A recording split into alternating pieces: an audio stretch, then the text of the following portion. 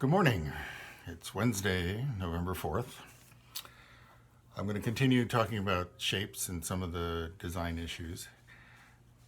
Somewhere in here there should be a discussion about functional versus utilitarian, because it's perfectly possible to make something that's functional, that is to say will actually hold a liquid, but as I've mentioned, if it's not utilitarian, you don't use it frequently.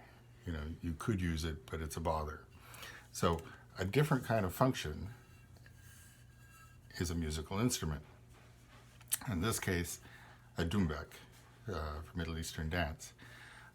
When you're making these, okay, so there's two sounds, the high one and the low one. Okay, so the low one is propagated down the throat. The high one is propagated up in here.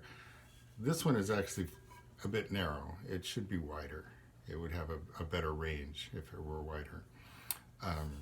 For the maker, there are a couple of tips I'd like to give. Okay, so it's pretty tall. So when I threw it, I threw the initial amount of clay probably to there, and then set it aside, and then threw a cylinder of clay, it was still wet, brought it over, added it to the bottom part of the drum, and pulled it up to my finished height. So you want a strong end of the bell, because it's going to bang into things, drummers being drummers.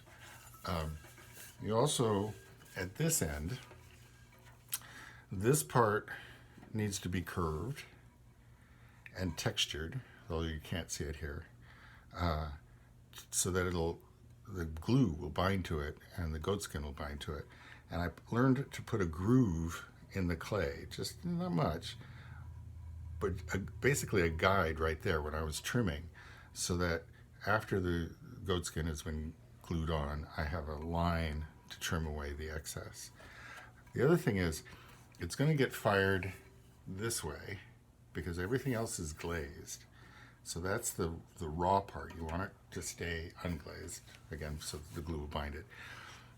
It's going to grab the shelf a bit. And the first couple of ones I did ended up sort of the mutant triangles.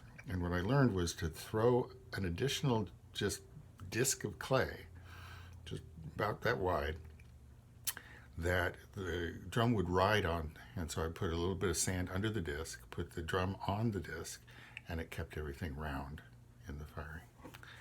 Anyway, try it sometime. Have a good day.